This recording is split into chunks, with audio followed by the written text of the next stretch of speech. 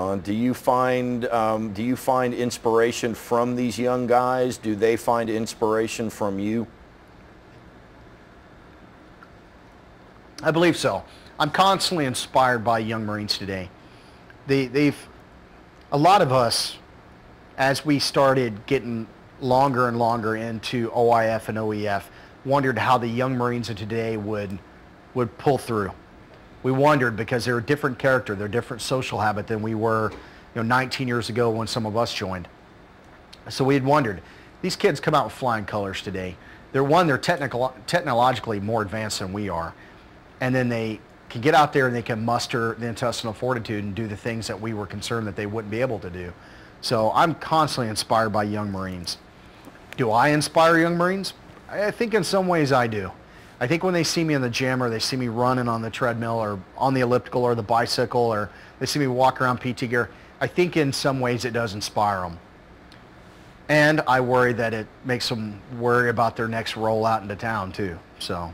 Well, is it bad that they should worry about their next rollout into town? I mean, I know that things have changed in Anbar a lot, but it's not the safest place in the world, you know?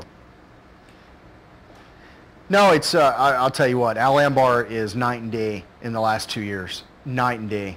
Some amazing things have happened here. I would never want my young Marines to worry, is that going to happen to me? Should I expect that on my next patrol? Should I, yeah, of course. I don't want them to even think about it because I want their mind in the mission. I want them looking for an IED signature. I want them looking for that window that might have somebody pop out of it in a moment's notice. I want them to be alert and not to be thinking, what if it was me? And I think their training probably doesn't do them. I think that's me just being a father figure and looking out for the young Marines. Sure. Let's talk about when you decided to go back. I understand you got to ask the Marine Corps Commandant, or after the escape from Alcatraz, he asked you, what would you like to do with your Marine Corps career now? And you told him, go back to Iraq. Is that the way that went down? Well, it wasn't the Commandant. It was a gentleman named General Mattis. And at the time, he was the first Marine Expeditionary Force Commanding General. Right. Now, once I gave him the word and decided I wanted to do this, it took the Commandant's approval to happen.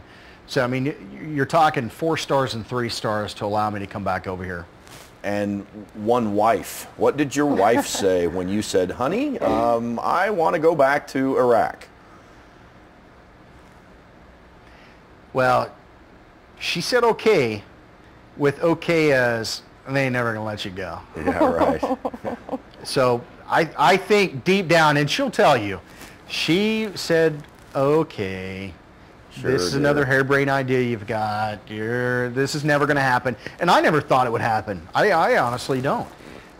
But that made me want to push for it even more. Sure. And unfortunately, when you get that mission in front of you, it's kind of like, I've got to prove it. I've got to prove I can do it. I've got to prove to everybody. And it comes with sacrifice and it comes with cost. And I hate that. I hate the responsibility of knowing that there is sacrifice. A year is sacrificed by doing this. Yes.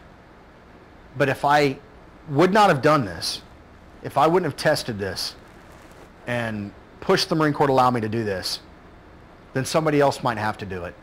And I wouldn't want somebody else to have to go through all of the things that I've had to go through to do this. Let me ask you a real simple question about going back to Iraq. You and your family have paid the sacrifice. You've done your duty, Gunny. Why did you want to go back? It's closure. It's recovery. It's true recovery. Well, and I'll make it back. Before this deployment's over, I'm going to make it back to Ramadi. And if possible, I mean, I know some guys over there. So if possible, I'm going to go back to the same courtyard I laid in when that SEAL corpsman was putting a tourniquet on my leg. I'm going to go to the same street I was shot on, and I'm going to walk back there, and I'm going to walk out of there. Something I didn't do before.